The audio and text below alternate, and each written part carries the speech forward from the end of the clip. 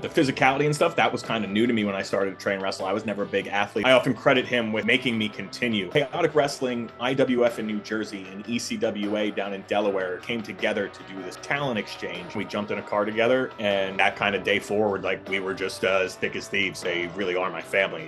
Biggest story then probably was when we finally cut Mozart Fontaine's hair. Jim just kind of called me up and said, you know, are you ready? And I said, I'm always ready. We got my gear. Mortar could have very easily been a part of that kind of like chaotic crew of old just by his work and his work ethic. I often say he's the Batman to my Joker. The career highlight was something I'll never forget. I know a guy who will be happy to book it.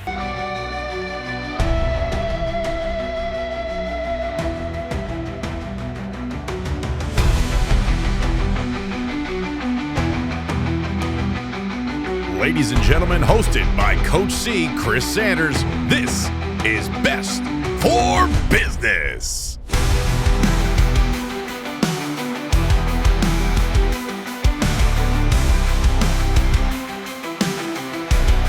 All right, everybody, welcome back to the channel. Another episode of Best for Business. I'm absolutely pumped for this one. Chase Del Monte, man, thank you so much for joining me for this one. No problem, man. Thank you so much for having me. I am absolutely pumped for this one. When I had the Logans on, they talked highly of you. Julian Starr, everyone talks so highly, so I'm grateful for you to do this, man. I appreciate it. No problem. I appreciate it. On behalf of, the Logans, Julian, just saw you had Tyler Payne on. Yeah. And all of us, unsung New England heroes. Yeah. Appreciate you putting a spotlight on us and, letting us all tell our story.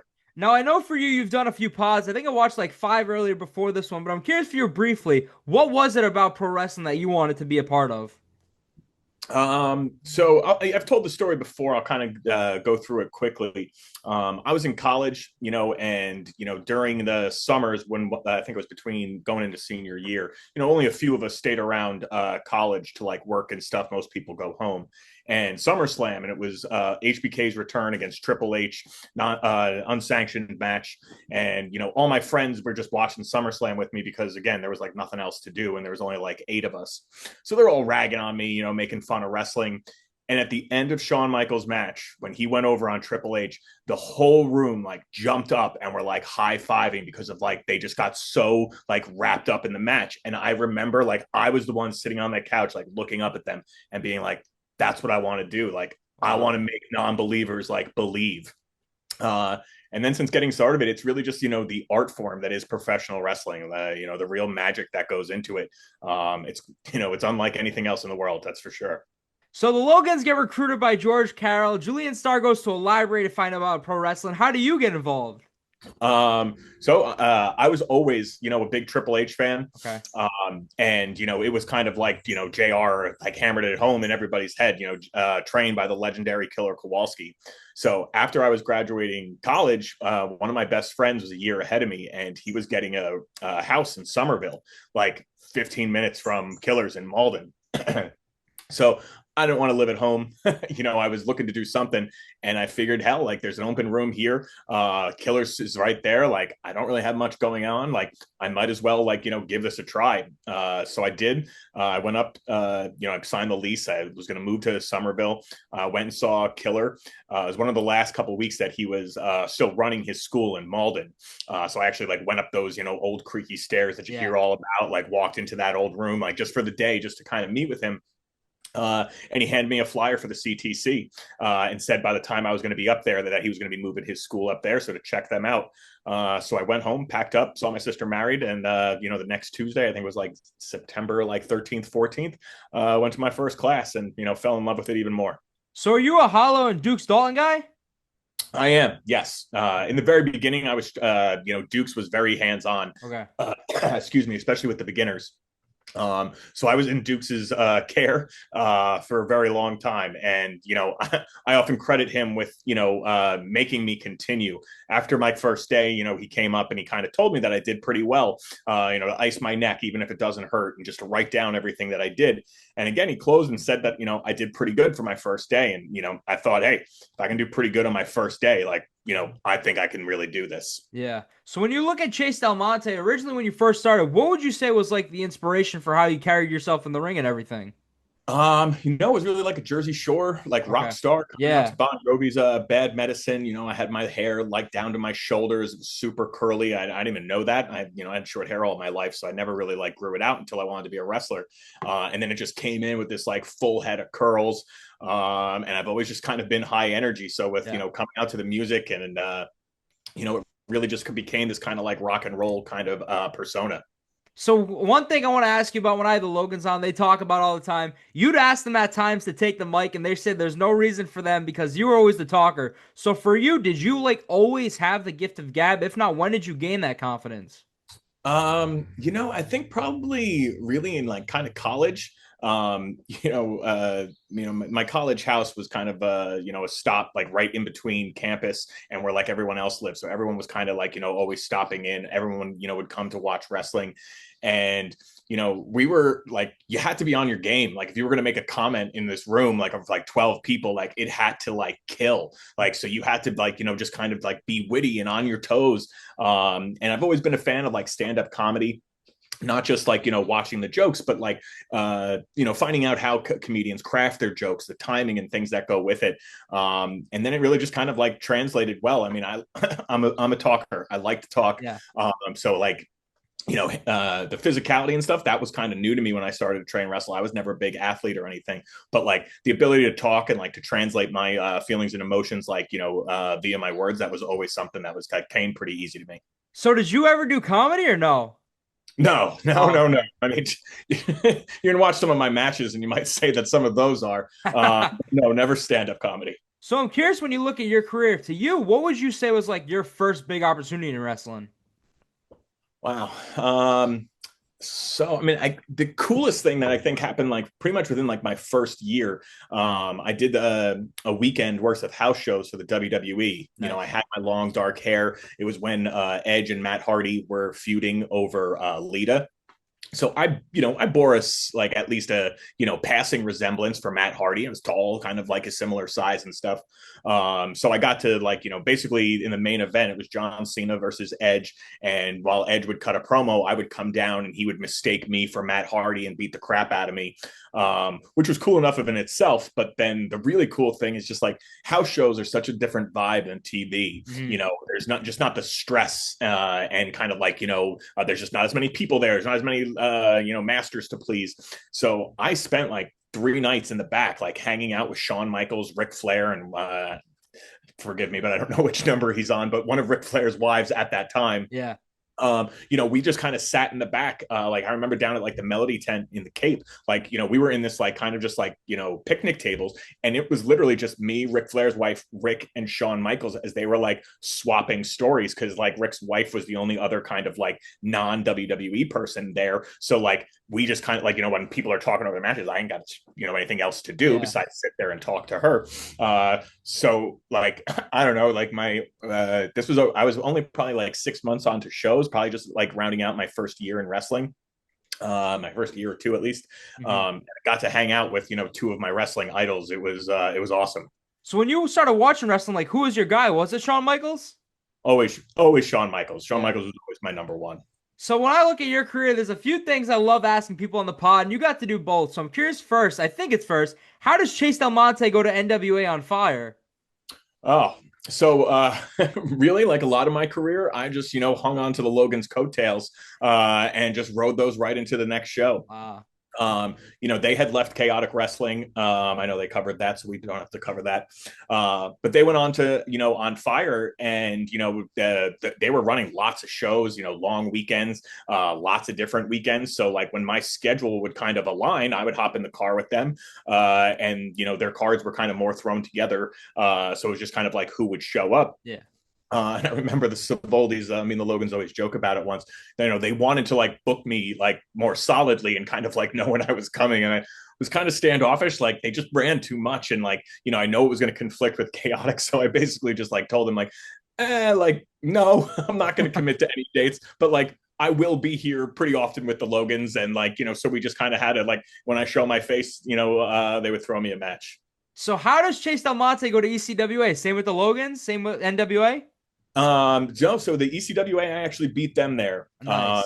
So in like 2004, 2005, I forget the exact time frame. I'm not good with dates.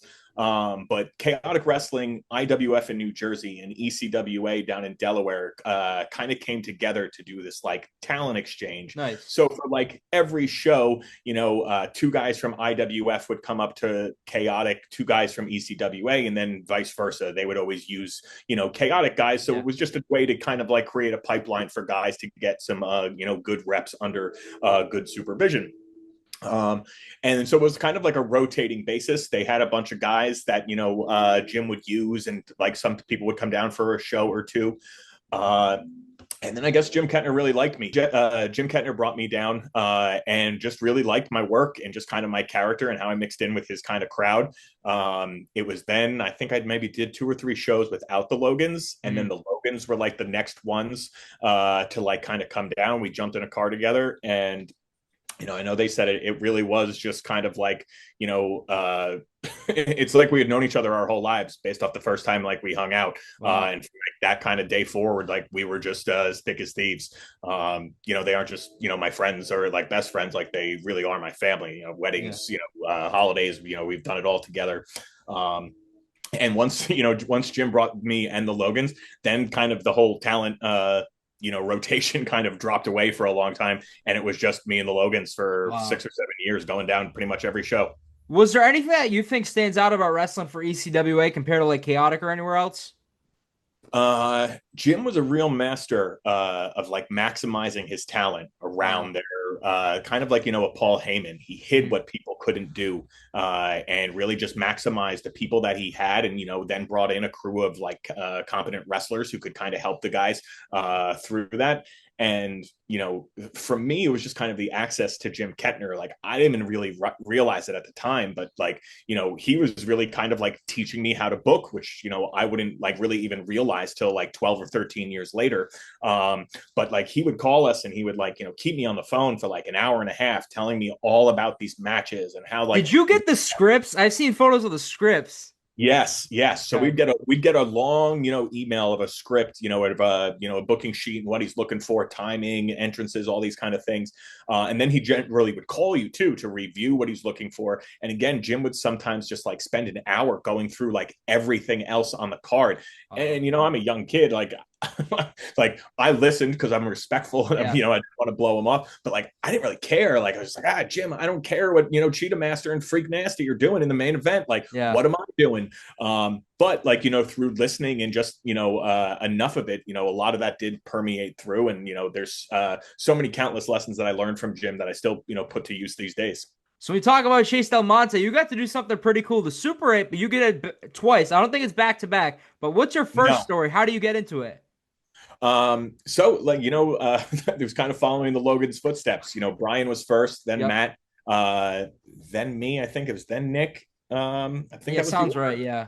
But yeah, it was just kind of like Jim had kind of talked to, Bryan knew probably like almost a year out, that he was in it. And then like the following year, like when Bryan was in it, like Matt knew that he was like the first one in it. It was just kind of like, so like, we were, always so happy for each other. And it was just kind of like, I don't know, Jim was always so high on all of us that it was just a matter of just like kind of like waiting for our time. And just like kind of waiting to parse it out, which I'm thankful for. Like I talk to my students still to this day, and I tell them like wrestling is just something you will get better at the more you do it. And especially for the wrestler that I was, especially, like in my younger years, like I'm glad I took another 2 to 3 years to get myself into the Super 8 because I really needed to work on kind of that skill set. And once Bryan kind of was talked to, I really did know that I was kind of in line. So like I really did work on trying to mash my style and at least kind of pick up some kind of, tricks that would be, more applicable on a stage like the Super 8. So how was year one for you? You win the first match. I forgot who was it. Reed at first and then lose to Scott Reed. Koslov? Yep. So Scott Reed, it was actually funny. Me and Scott, we drove down together and we were kind of like laughing like that. We hope we didn't get put together because like we worked all the time in New England. And then sure enough, first round, it's us. But then come to, we talked to Jim, and knowing the structure of like the tournament and stuff, like the first round matches are generally the really like kind of strong matches. Mm-hmm. And it's hard for the guys who then kind of go on. Like, I mean, the guys in the finals have 3 matches to talk about, and you're really focused on that first one. The time between just isn't really as much. So like, working with Scott was really, a really good thing for both of us, because we knew each other so well. So it was so easy to put together a match. And it's not like meeting a guy for the first time and having to negotiate and like, what style works with who's and stuff. Me and Scott were like, as soon as we, like heard the matchups, we were like turned to each other, like, let's do it. And then working with Alex Koslov was crazy. Just like, he had just kind of like really caught on and really kind of like popped on the scene, doing TNA and stuff. And he was just, super cool. He had watched my first match and seen some of my stuff, which was crazy because, YouTube wasn't as big. But he really he compared me to Colt Cabana, which I took as a very big compliment. So we were able to kind of like add, some levity, and just kind of like character spots, which you generally don't see a lot in the Super 8, but it's a lot easier again, especially in that tournament structure with Koslov going on to the finals. Like, he didn't have to worry about like, all my moves and different kind of things. We were able to tell a different kind of story. So it was easier for him to downshift, before going into the finals. Now, I was doing the research right before this. I want to say that maybe double digits, but how do you go a year? What is it? 2 years later? Into the second one? Yeah, because not many people do even be in part of 2. It was, I forget how it all kind of came about. Okay. I know I was an alternate. So, a guy had gotten hurt out on, I think maybe like the West Coast or something, and I was going to be on the show anyway. So Jim just kind of called me up and said, are you ready? And I said, I'm always, always ready. We've got my gear. So I got to work with Tommaso in the opening round of that one, which was really a lot of fun. Him being kind of like my first, one of my first big feuds in my early years. So then to kind of not come full circle, but the years later, then kind of be a part of his Super 8 journey, was a really cool moment for us. What year were you in that Malonis was in? Because New England, when you were in, it was pretty well represented in these. Because I think he was like the biggest guy you said of all, like, to ever be in a Super 8 too. Yes, that might have been 2008, 2009. I'm terrible. Might have been. So for you personally, what does it feel like to have one of your students more in this past recent Super 8? It was awesome. Yeah. Jim Kettner sold the ECWA off in about 2009, 2010. About 40 years in business. And the ECWA just kind of changed. That's not a knock on the guys who took it over. Like, I mean, anybody who takes it over is just going to add their guys and their kind of image, and it becomes their product, and more power to them. But a lot of the reasons, like a lot of us old, ECWA guys, like we just kind of realized like what we were coming down for was like Jim Kettner and how he would do things. And, so then we kind of went our separate ways. But Jim, then another guy had taken over, and Jim had kind of gotten back into the fold. So I have been contacted with Jim, and oddly enough, Mortar had gotten selected, and Jim then called me to tell me that he didn't even know that he was my kid up until after that. But so for Mortar to kind of go and represent New England after the long staying power that Chaotic had as a part of the Super 8 was really a cool kind of moment. I mean, Mortar above all people really does kind of, everyone who says it, Malonis and Handsome, everybody who like kind of comes back and sees him, like Mortar could have very easily been a part of that kind of like chaotic crew of old just by his work and his work ethic. Yeah. So I'm curious for you. I see it all the time on Facebook. I love the beef with you guys. Do you have any stories with the chick magnets that stand out? Those chick magnets. Mozart Fontaine, he's probably standing in my locker room spot right now. The chick magnets were great. They were always so embroiled with the Logans, and I kind of became, even though there is a third, Nick Logan, I guess I'd be the honorary fourth Logan. Yeah. So I was always kind of used, both and Chaotic and other promotions as well, especially in ECWA, as kind of like the third guy. So between like 6-man tags and stuff, it was always just kind of like a yo-yo. Like, we would never get too far from each other without kind of going back, and getting involved. And I mean, the biggest story then probably was when we finally cut Mozart Fontaine's hair. We had been at ECWA for a number of years, 6 or 7 years, and Jim never really let us, or not that didn't let us, but we didn't do much promo work and talking there. And I remember we did this promo there, and they had like the kind of like Brutus the Barber, shears and stuff. So we just did this promo, and I came like walking in and was just kind of like a madman. And I remember after it rolled, Jim was just like, "Oh, like I didn't realize you guys could talk." It's like, yeah, you've been using this for 6 years. Did you do a lot of promo work for NWA On Fire too, or no? Yeah, Okay. On Fire was huge on promos. I mean, Yeah.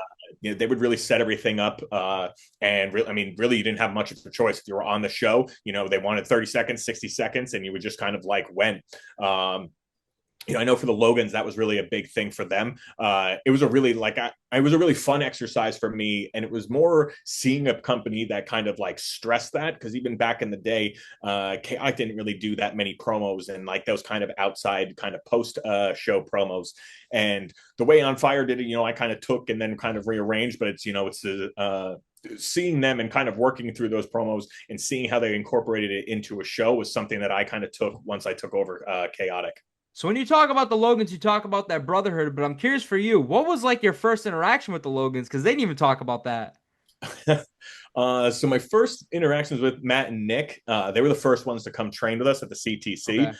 And I just kind of remember them I had probably maybe been there just like a week or two. So I was super new. But just kind of like going in and seeing them like kind of get in the ring, like I thought they were just like two new kids. So I was I just kind of like walked up to them, and then I could see them get in there. I was like this isn't their first day. These kids have at least some training. Like you could just tell. I mean, the way they moved and stuff, they could do much more advanced spots than you would be able to on a first day. So we just kind of became friends. But my first interaction with Bryan Logan is a pretty good story. Bryan had broken his hand outside the ring in like some sort of fight, and obviously you could tell they look alike, so I knew he was like one of their brothers and stuff, and I'd kind of become friendly with Matt and Nick. So I saw Bryan kind of like out he's watching class or whatever, and I was like hey man, what's going on, like what happened to your hand, just being folksy. And he just doesn't even turn, he's looking straight ahead, and he's just like, I broke it in a fight. And I'm like, okay. Yeah. And I tiptoe away. Yeah. Yeah, we still laugh about it now, but then we after that, we became kind of like training friends. We'd see each other at school, and then we took that trip to the ECWA, and I think that was like February of 2005. And that really led to us then just kind of starting to hang out outside of wrestling, and I mean it's been a crazy 20 years ever since. The promos are iconic for the Mill City Hooligans, but is there a match that stands out for you for the Mill City? Probably Cold Fury 18. Okay. Our 6-man tag with Killanova, Christian, now Carmelo Hayes, Triplicious, now Trigger the OG, and Royce Bishop. Yeah. That was really just like a great match, especially kind of coming off our whole heel run and then coming back as the big baby face team. It was really just a really great capper for us. And, we had a 8-man tag actually with Nick back in maybe it was 04 or 05, but a long time ago, and we just kind of did some of the same kind of spots, but it was just like a different kind of take on it. So it was really kind of I keep saying full circle, but it was just kind of a nice kind of milestone kind of marker to the kids that we were, to the men and workers that we had become. So when I'm curious for Chase Del Monte, do you have a Rick Fuller story that stands out? I do.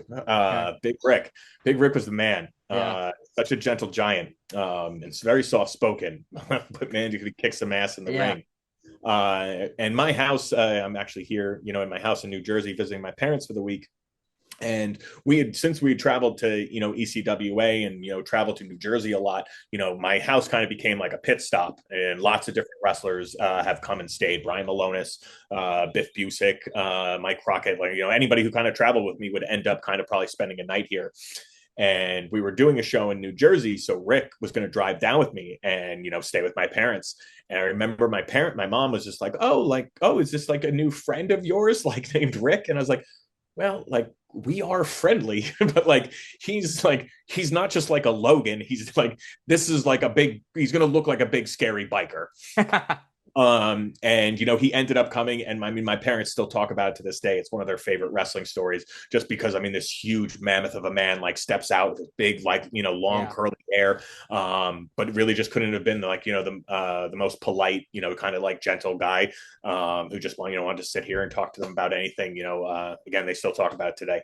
So when we talk about the Logans, I want to get to their last match, but prior to that, what is like the inspiration of the idea of you teaming with Cashew? Obviously, you accomplished a lot of chaotic wrestling. So for you teaming him, what was the idea behind that one? Like so many stories in chaotic, it just kind of like Nice. flowed kind of like naturally out of what was happening. We had a bunch of new kids at the New England Pro Wrestling Academy. I was still just a trainer then under Brian Fury. But Cashew, Ricky Smokes, then Ricky Archer, Mortar, then as CJ Cruz had kind of all kind of come onto the scene together, and they were doing really well. CJ and Rick were tagging, and Cashew was kind of like a singles guy.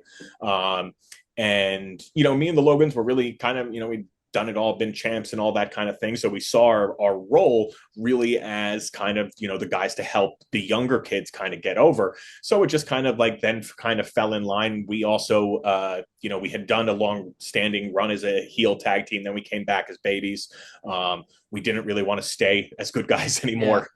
We wanted to get back to doing bad things. So that was kind of the whole like kind of like arc and plan there. So it all just kind of came in. I mean, I was training a lot, especially when Ricky, CJ, and Brad at that age. I was still working a lot more than I am, currently. Back in 2019, I was regularly working shows, so I would Yeah. take different shows and go get on the road with them. So it did just kind of follow that same like natural path with the Logans, and just kind of like a generation behind.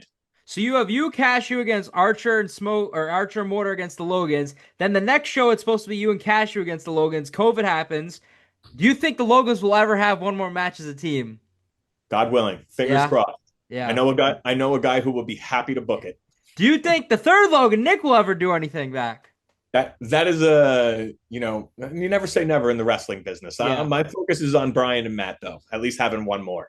So when Hopefully I with think of Chase Del stuff. Monte, creativity is one thing that stands out for me. So I'm curious for you, Chester or Dean, whatever you want to say, what was the inspiration behind that one? Because we know Chase Del Monte, the talker, and everything you did, but this is completely like left field, different than you. Yeah, I think the Logans like to say it. That's when they really knew that I had lost my mind completely. But really, this was really before YouTube and social media really got popular, and Chaotic was doing some post-show videos, and they were all, I don't mean to talk, it's not even anybody about the talent or anything, but they were all just so stale and Mhm. boring. They had this old Chaotic like backdrop. It was just like gray, and just like someone would stand in front of it and just like do the same old thing. There was no new like setting or interactions, and I was just so like tired of it. Okay. And I actually I remember like the drive. I was driving somewhere from my work to Quincy, and I'm on the ride, and I was just like, Anchorman was kind of a thing, and I was just like, man, like I was like, I wish I could like interview myself. Like, wouldn't that be awesome? Like, I could Wow. like do this, and like then Harry Aaron at that time was doing production for Chaotic, and I often call him the enabler of my insanity. So I like text him like like I was like, dude, this is like, there's no way you're gonna be able to do this, like this is impossible, but like, I don't know, here's my idea, could we do it with some sort of green screen? And he had the idea that like he could basically shoot it in two halves, and then like if we cut it down the middle. Um, so the original video is super long. It's probably like 6 or 7 minutes, probably way longer than anyone wants to do. But like the way we had to like shoot it and stuff, and like film all of half of the stuff, all of the responses and kind of interactions, and build these bits. And then I had to go and like shave my face and Yeah. prep and get into a suit so we could then shoot this other half, and like filming out of sequence and stuff. And then Harry just did an excellent job with the Nice. edits. And then it got over, like people like really both the boys, Chaotic management, and like the fans just really got a kick out of it. So I started to do more of these videos. And I remember Tarzan came up to me once after like my fourth or fifth video. He's just like, hey, think we could ever get Chester in the ring? And I was like, I never even thought about it. Yeah. So then that led to a whole storyline with Biff Busick, where I ended up leaving town. And what do you know? After Chase left town, Chester Furnacola came rolling in. Wow. So what was the idea behind Chester originally, like the character? I mean, it really just kind of started as just a, like a, Anchorman, Ron Right. Burgundy kind of like ripoff just to kind of, interview myself. Yeah. Uh, Everything else that kind of grew out of it was just kind of like a natural extension. I mean, getting it into the ring was something, not really a hurdle, but really was something that I had to think about. What was I going to wear? Hey, I had to try and like, switch up my move set. And so like, but do sometimes callbacks to like what I would do. So it was kind of tongue in cheek that like, yes, it's Chase, is he doing a silly character? Does he really think it's him? But it was a really fun time. It definitely let me let myself express myself creatively. So when you talk creatively, one thing that stands out about you is when you were part of the unit. Obviously, the unit, Chaotic Wrestling, a lot of moving parts. But for you, was it your idea to be a part of it? Or was that another JT idea? So, with me and JT, it's kind of like the chicken or the egg. Okay, Uh, I often say he's the Batman to my Joker. nice. Uh, and it's kind of, like who created who, like, like was, like me and JT have been tied together, really since his first match when he was announced for his first match in Chaotic Wrestling was supposed to be against me. I Wow. then hurt my neck. And then so we had to like kind of delay and forestall, but then we did an entire program together and we've kind of just always been in sync ever since. And really the way we just kind of create is, the way you really kind of create anything. It's really not like my idea or someone's idea. It's just our ideas. And I often get asked about the long term like storytelling that Chaotic does and stuff, and I often say it's one, booking isn't about planning, it's about pivoting and being able, I mean, just every show there's going to be some sort of unforeseen instance or hurdle that you're gonna have to do. Someone goes down with injury, someone can't make the show, someone got double booked. There's just all of these kind of moving pieces. So long-term really good long-term storytelling really isn't so much about having all of these beats planned out into the future. It's about honoring the past. So it's about looking at what came before it and then what naturally comes next. So that way, once you get, 6 months out, well, if you've followed those logical steps and you've done the due diligence and work as you make those steps, well, in that, it all Yeah. flows together because everything is logically following suit. Um, so a lot of the stuff with the unit, like while we did have kind of like some major ideas, the very first kind of idea we had once we got back to live shows was me and JT for control of the company. Mhm. Originally, when we thought of it, it was just going to be me to win, and that was going to be the end of the unit. Then the unit really heated up and like our shows really started to kind of like center around them and the crowd really was taking to them as heels. So then it was just like, oh, like this is too soon. So we already had the match and it's like, okay, like what if JT Dunn takes over Chaotic?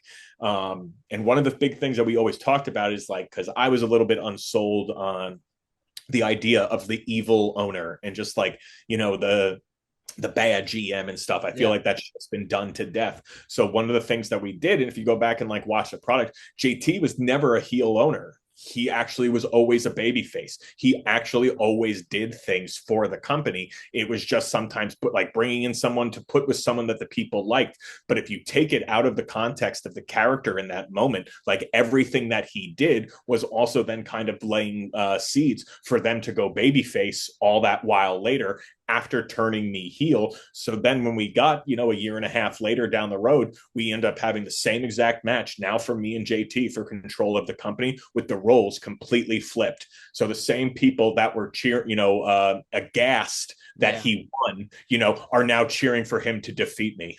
Wow. So when I talk Chase Del Monte, the creativity is always something that stands out. I'm curious, what was the idea behind what were you doing? Like skeleton, the face paint and all that stuff.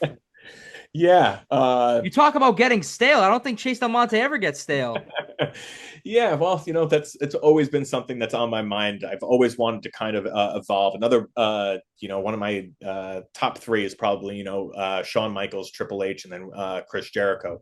And Chris Jericho's ability to evolve and just constantly just change, who he is, what he's doing, and often to do it, before the people really, like before it hits his peaks, he just kind of swerves out of it and doesn't ever let things get stale. So that's kind of something I've always looked at. And the skeleton paint came about for a couple of shows. It really started with Cold Fury, I believe it was 15, when it was me and Sherman, and that was after my neck injury. I mean, it was literally only 3 months out. I mean, technically medically, I don't know if I should, I was cleared and everything, but like, should I have been in the ring? Like, probably not. So like I knew, and I had, talked with Mark Sherman and told him like, I'm just not at 100%. Like what this match is going to be, it's going to be a lot of smoke and mirrors. We're going to have to kind of really dress this up and make it seem like a big time main event, but I'm not going to be able to do it in the usual like capacity that I could. So part of that was just like my presentation for the night. I, had a bowler cap on. I had the exaggerated one side with the exaggerated eyelashes, like a Clockwork Orange. I came out on a hoverboard, really just to dress up that kind of, again, like big show kind of feel. And then after doing that, like I remember, that was just kind of like a one-off goof, as I said, just to kind of get through that. And then as we were coming into the next Cold Fury, like I remember seeing the post. It's like, what is Chase going to do? Like, I was just like, I didn't have any ideas. But there was actually, again, I'm home here in New Jersey. At my high school, there was a group of fans. We were called the Rowdies, and there was like, we would always do that kind of no mercy chant from Karate Kid. And that just kind of led me to that kind of like skeleton kind of like costume and stuff. Finn Balor was also doing the demon and stuff at that time. So like body paint was kind of like, a thing on the rise. And once again, it was just kind of a way to kind of signify that kind of big show, do something for Cold Fury. Again, I say it probably till I'm blue in the face at my wrestling school, but like energy in equals energy out. So the energy that you put into something is going to be the energy that you get out of those fans. So by doing something like that, by dressing up those kind of things and just like immediately stepping out the curtains, like, whoa, like you don't see this every show. Like, so that must set this apart. And that makes you think this is a big show. And it just gives that, sense of, scale to everyone. This could be me being a mark for Chase Del Monte. Did you wrestle Cody Rhodes with the face paint? No, there was a graphic. That's what I remember a while ago. Yeah, I wrestled Cody the show after Cold Fury. So they used a picture of me at Cold Fury in the skeleton getup to then promote the match with Cody. But I wrestled it myself. So when I think Chase Del Monte, obviously you talk about, I believe it's LDN when you went to the UK. I'm curious, is there anything specific about wrestling in the UK standing out wrestling like Chaotic or anywhere down here? Not really. I always kind of define my style of wrestling as just like good old classic American pro wrestling. And I really think it just kind of like it universally translates, different kind of styles, high spot, technical wrestling, hardcore wrestling. Those I think are kind of like on the outskirts to more of a niche environment where, I guess the silly foolishness and kind of character work mixed with, just the athleticism and run spots and different kind of pieces of a match, I think is really what kind of draws people in. And, that was kind of something that I took the most away from England is just like, it's not that much different. You get that kind of like world of sport kind of like mentality that like they only want to see chain wrestling. It's like, that's not it.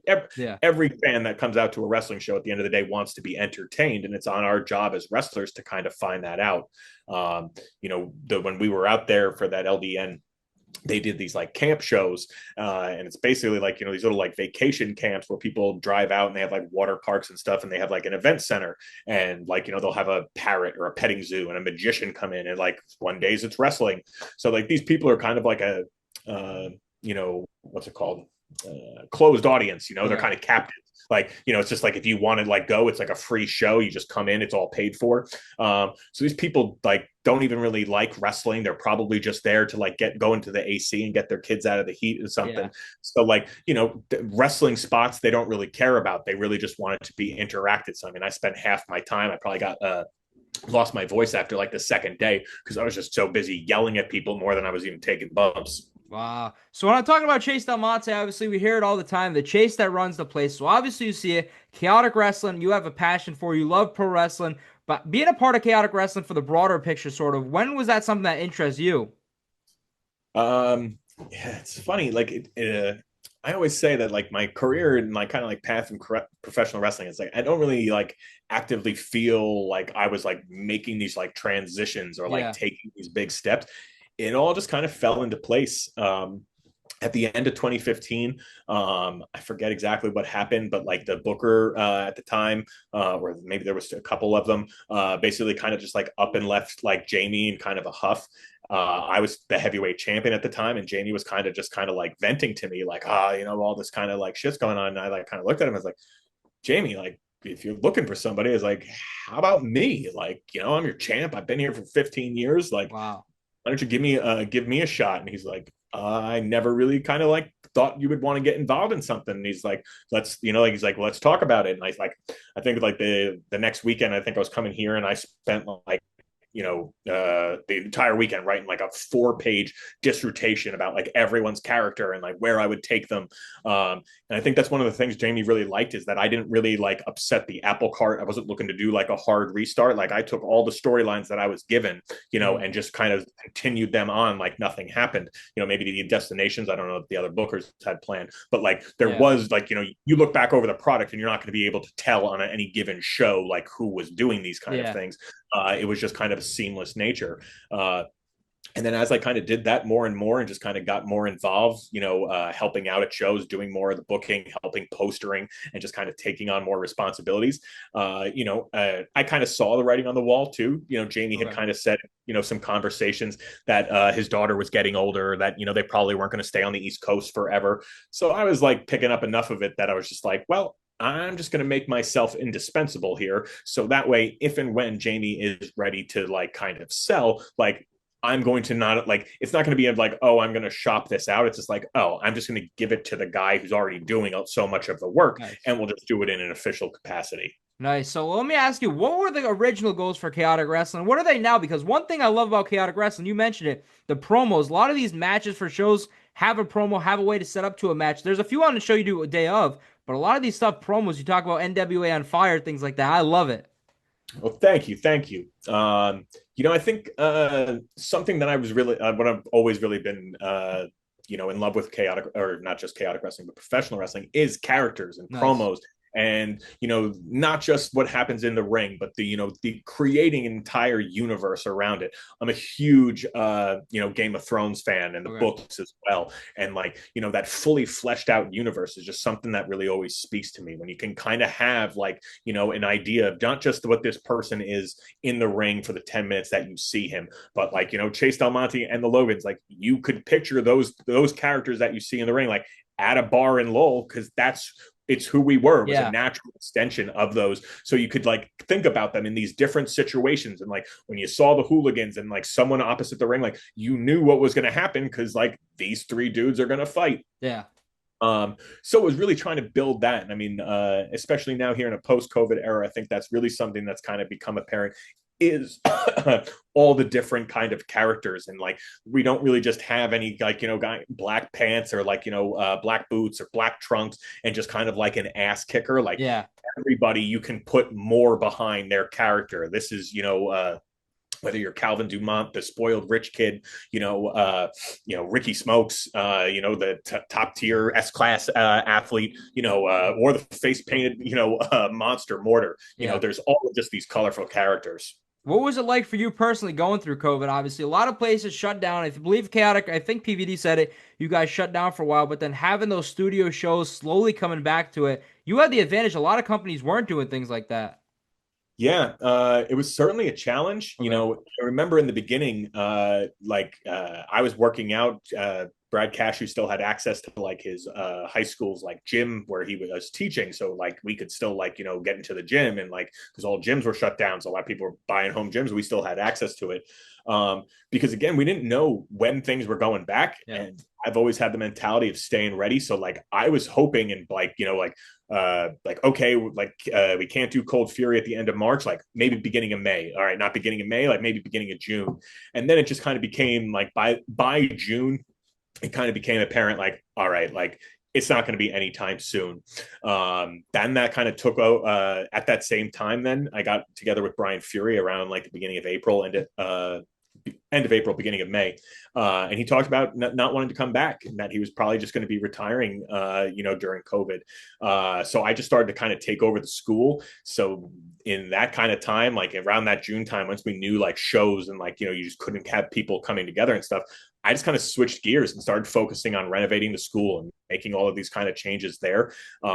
And part of it, was with the plan to maybe once we could start doing these things is transform the space into something where we could do some sort of, smaller setting tapings.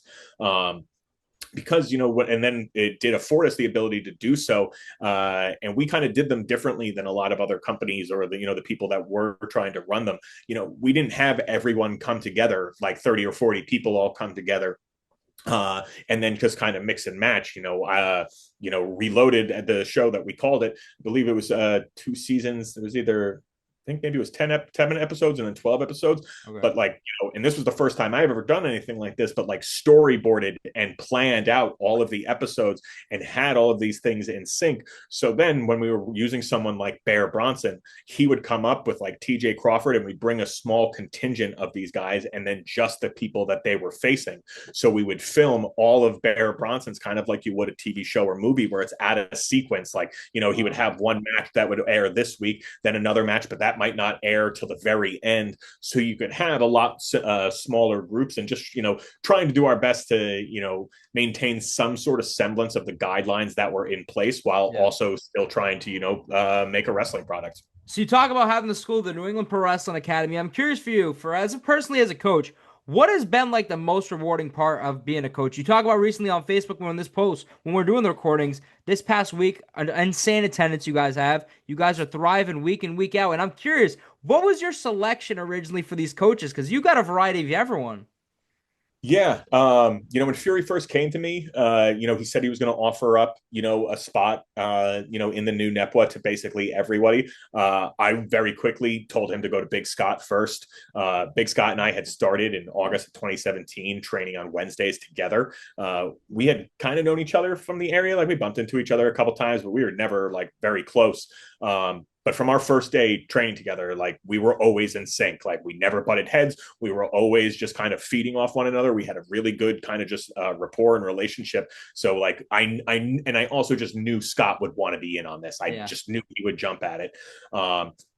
The other guys really, didn't show that much interest, and it kind of just became me and Scott.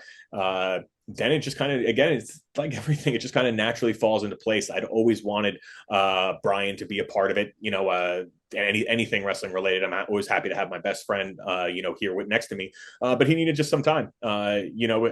He's very vocal about his sobriety and stuff. So he needed a couple of years just to kind of get his head on straight and focus on the sobriety and get those kind of things in line before he could really commit. And I remember having a conversation with him, and I told him, like, you can take as much time as you want, as it's like, when you do like commit, is like, that's all I would want. It's just like, I wouldn't want you to commit and not be able to follow through, as it's like, so you just wait until, you're feeling good and come on board. AG, then once he got released, in between stints at Japan, he was always popping in, never far from home. And then when Dijak got released, which still boggles my mind that someone wouldn't sign Dijak. But I mean, as soon as we saw it, me and Scott were on the phone with him, looking to get him locked in. And he's been such a huge addition. I mean, you're literally hearing from somebody, who's giving you feedback of who was at the PC for years, who was just on NXT, who's having NXT match of the year, all of those epic matches. Like, you're getting this live from somebody. And there's, me and Scott are pretty self-aware people. Like I tell my students, like, if you're not training on Wednesdays with Dijak, it's like, I don't know what you're doing. Like I cannot give you that. I'm not I was never a WWE superstar. I was never an NXT superstar. I was never contracted. Like, I can tell you about professional wrestling and I can teach you how to work. But I mean, Dijak is going to give you a whole nother masterclass in TV wrestling and, the current state of the indies. What about Scotty Slade? Oh, and then yes, Scotty Slade just came back. So Scotty was around in the beginning. And then just as things go, it just kind of wasn't a right fit at that time in place for him with other things kind of going on. But then with our class sizes, as you said, getting so big, I mean, my average class size on Tuesday is probably like 30 people. Wow. Wednesdays now close to 20. Thursdays are up around 25. So we just have so many students that we just need some extra trainers and extra hands to handle these kids. We're very focused at NEPWA on getting students reps, getting them ring time. And not just kind of, breaking off into monologues or having the kids sitting around kind of watching wrestling. The only way to really learn, especially at the beginning stages, is to get in there and rep it out. Until you take 1,000 bumps, you've never really even taken a bump. So I'm curious for you, when we talk about coaching, what was it like for you personally to present Ricky Smokes for the WWEID contract? That was, a career highlight for sure. Almost a life highlight. I was there for Ricky's first day. Ricky, Brad, and Mortar, we're kind of that last crew of kids that came through the New England Pro Wrestling Academy before I owned it. Okay. And and I was still really just kind of like a worker in the area, also training at the school. But I was jumping in cars with them. We taken road trips together, working matches, and just kind of like the relationship there is just, it's probably the last kind of group I'll ever have that with, because now that I'm in, the owner and head trainer at the school, it's a different dynamic with all of the students who then kind of sign up under me. They're just kind of different story. So, to be there with Rick's for his beginning days, have some of his early matches, and then just watch him, mature and go through some of the struggles and hardships that he's had to go through, to just be in the ring together at that moment and be the person to, hand him that piece of paper, was something I'll never forget. That if through all the craziness of professional wrestling, and where I find myself now here as more of a coach than anything, it made it all worthwhile. Yeah. So I'm curious, when you look at your career, who brings the best out of Chase Del Monte? Ooh, let's see. If I'll have to give it as a single person, probably JT Dunn. Nice. It's why we've worked together for so long. If I had to put just kind of like a single person over the years, like he's the guy who, we've just always had a kind of easy back and forth from. Even I remember when he first came in, there was a lot of talk in the locker room that they couldn't believe that the two of us were going to be working together, because it just didn't really look like our styles would mesh. He was kind of known as more of, a kind of super indie guy, and it's not exactly what I've ever been known for. So they would just thought that it was just kind of like they just thought it would just be a styles clash that wouldn't work. And it was anything but. Nice. Me and JT have always just gelled. And, JT is the first one to tell you that he's the greatest wrestler in the world. And, and that kind of mentality is the same kind of mentality that all of us at the CTC, Malonis, myself, Max Bauer, Tommaso, the Logans, all of those guys who came through there, that is what, all of us, you can't convince any of us that we aren't the greatest, and that kind of mentality, that steel sharpening steel kind of thing, is really what's so important. And I think JT really kind of brings that mentality now to the newer students as well. He really wants to bring out the best of them and just push them, and I think he's always kind of had that effect on me as well. So we saw that promo after Mortar and Brad Hollister. You went on the mic, kind of teased it a little bit, but it's been a little bit since we've seen Chase Del Monte. So what does it take for Chase Del Monte to get in the ring? I need about 3 months in the gym. Okay. Was the last singles match Stephen Lust right now? It is. It is. My last match was with Stephen Lust in the Proving Ground. Nice. I definitely haven't wrestled my last match. Yeah.